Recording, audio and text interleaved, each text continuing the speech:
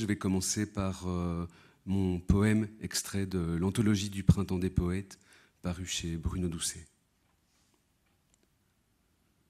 J'oublie beaucoup de choses, il dit comme ça dans un souffle. J'oublie beaucoup de choses ces temps-ci. Il faut que je me renseigne.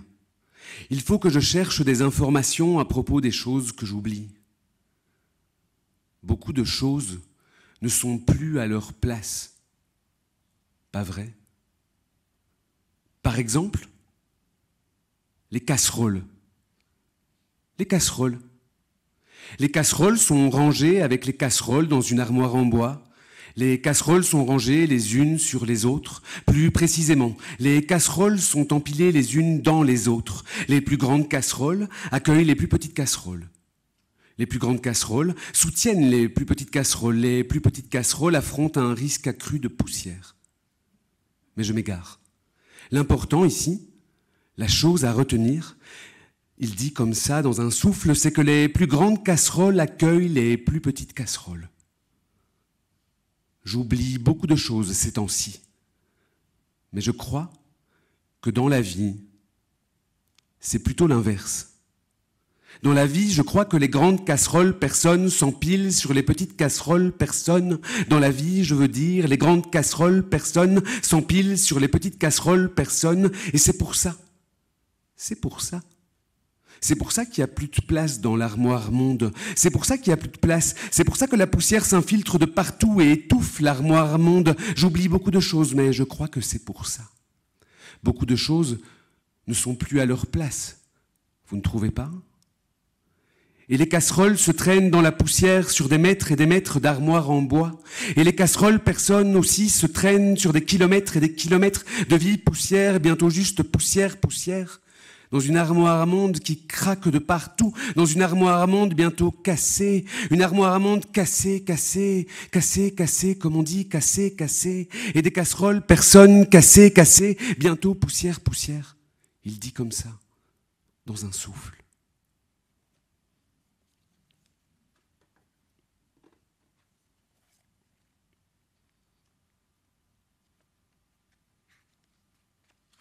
Et donc maintenant, un extrait de mon prochain roman, qui est en fait mon premier roman. Ça s'intitule Clark Nova. Clark Nova, c'est l'histoire d'un agent de la police Nova qui s'appelle William Lee, et il va devoir enquêter sur la disparition des insectes. Et il est secondé dans son enquête par une coéquipière très spéciale qui s'appelle Clark Nova. Et Clark Nova, c'est une créature à moitié machine à écrire, à moitié araignée. Ce sont des personnages que j'ai volés sans aucune honte à l'écrivain américain William Burroughs, et je leur fais vivre une nouvelle aventure. L'agent Lee, lui, ne parlera pas beaucoup, mais la Clark Nova, elle parle énormément, et je vais vous faire un petit récapitulatif de ce qu'elle peut dire, sur le monde, justement. Le monde, le monde, c'est pas bien compliqué. Le noir et le blanc. A-t-on besoin de plus ? Avant la glace et l'apparition des Clark Nova, les gens voyaient tout en gris. Les discussions duraient des heures, des jours, des années. Tout le monde avait un avis sur tout. Ça devait être épuisant comme vie. Vous-même, vous avez connu cette époque ? Et puis, la glace est arrivée, et avec elle, le docteur Benway. Gloire au docteur Benway. Il fait partie de ces rares personnes qui ont compris que la glace était une opportunité, l'occasion unique de créer une société enfin fonctionnelle. Car oui, le monde peut être simple. Je le crois. D'un côté nos amis, de l'autre nos ennemis. Un problème survient, on le résout. C'est très simple en vérité. C'est ça la beauté de ce nouveau monde, sa grande simplicité. Des hommes éclairés ont suivi. Progressivement, on a mis fin à ces territoires désuets, aux frontières synonymes de guerre et de tensions dommageables. Les pays ont disparu. La glace a lissé la planète, le noir et le blanc. A-t-on besoin de plus ? La police Nova veille sur l'ensemble avec bienveillance. Tous les jours, les hauts tribunaux promeuvent l'essentiel et retranchent l'inutile. Et la police Nova applique tout cela sur le terrain. Elle le fait avec bienveillance et pédagogie. Un ami apparaît, on lui trouve une belle place. Un ennemi menace l'équilibre, on le supprime, avec bienveillance et célérité. A-t-on jamais vu autant de simplicité? Soyez honnête avec vous-même. Avons-nous vraiment besoin de plus?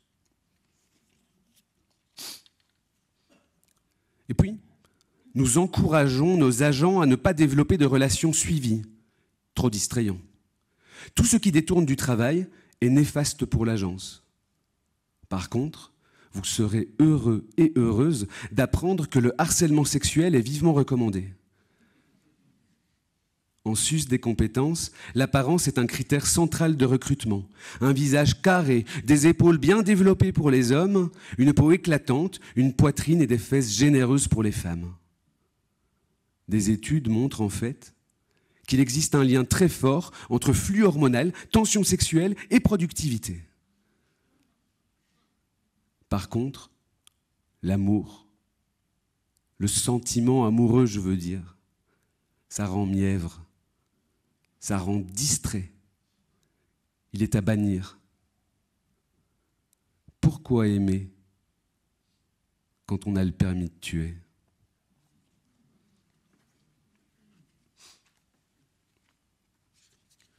Bon, ça, c'est ce que raconte la Clark Nova. Moi, j'y crois pas du tout. Je pense que l'amour, c'est très important. Et donc, j'ai entre les mains un bookleg pirate. Il n'est pas à la librairie. Vous ne pouvez pas le commander chez vos libraires. Vous ne pouvez pas le commander chez Malmström. En fait, la vérité, c'est que Laurence Viel, elle vend tellement de booklegs que nous, on peut créer des booklegs qu'on ne vend pas, en fait. Et donc, ce sont des mots d'amour. Et ça, c'est mes vrais mots à moi.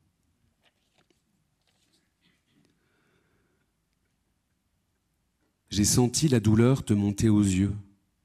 J'ai pris ta main, tu as serré fort. Un morceau de chocolat, Habibti. J'ai lu que dans l'espace de notre vie humaine, nous avons un nombre limité de larmes. Beaucoup d'entre elles sont silencieuses.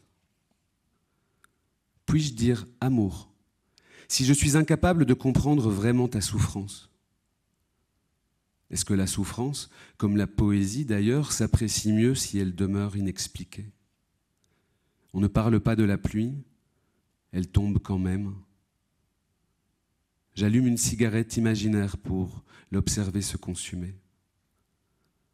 Moi qui suis poète, je n'ai aucun mot pour dire l'olivier brûlé. Dehors, des voitures approchent et s'éloignent, de cela seulement je peux parler. Se prendre les mains sans raison apparente, ne pas croire que ça ne sert à rien, les mots et les mains. Ça ne sert pas à rien, les mots et les mains. Je demande des mots encore, une vraie géographie du cœur, des lucioles. Je demande des crépuscules athéniens, l'accent de Dalida et des axolotes. Selon les probabilités éternelles, le soleil se lèvera demain matin, malgré. Demain matin, nous aurons tous et toutes en partage soleil, luttes à venir, et ce monde où Britney Spears sera toujours une queen. L'amour, comme les viennoiseries, se déguste couche par couche. Mais puis-je dire amour si je suis incapable de parler au moins l'une de tes langues? Souvent, je lis les nouvelles pour ne pas te demander de m'expliquer. Je ne comprends pas grand-chose, mais j'essaie. Aujourd'hui, seulement 2 missiles. Journée calme. J'aime imaginer un monde où les vaches sont en liberté et un Moyen-Orient laïque pour que tu puisses y vieillir une nuit après l'autre, pas trop vite. C'est fou.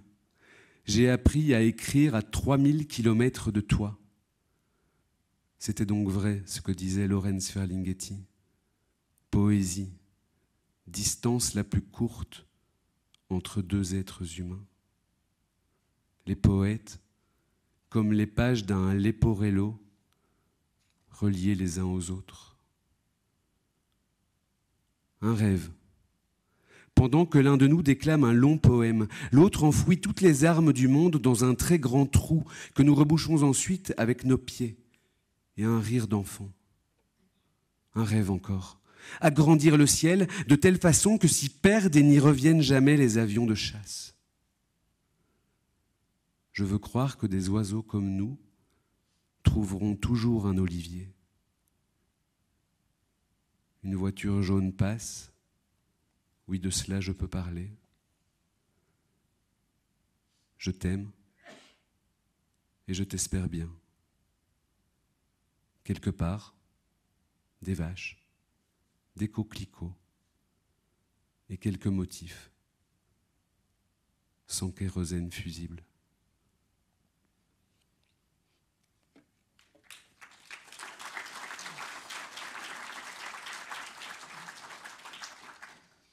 Et enfin, pour terminer, un poème court. J'ai eu la chance d'aller hier au collège La Vigière à Saint-Flour et les collégiens de la classe de 4e C avaient écrit et donc édité un petit recueil de poésie où ils ont écrit à ma façon. Et donc j'avais envie de leur rendre hommage en lisant ce soir quelques mots. Stéphane, tout à l'heure, vous a parlé d'adolescence. Ben, eux aussi, ils parlent d'adolescence. C'est un poème qui a été écrit par Lola et Sarah. L'adolescence. Les mains moites, le corps qui tremble, le corps qui change. Ces émotions de joie qui finalement se transforment en boules que nous devons porter sur les épaules. Vouloir faire de son mieux sans jamais atteindre son but. La bulle que nous nous créons pour nous éloigner de nos pensées. Ces sensations de mal-être qui nous suivent chaque seconde de notre vie. Souffrir est la deuxième définition de l'adolescence. La pression des parents au quotidien, se sentir mal dans sa peau.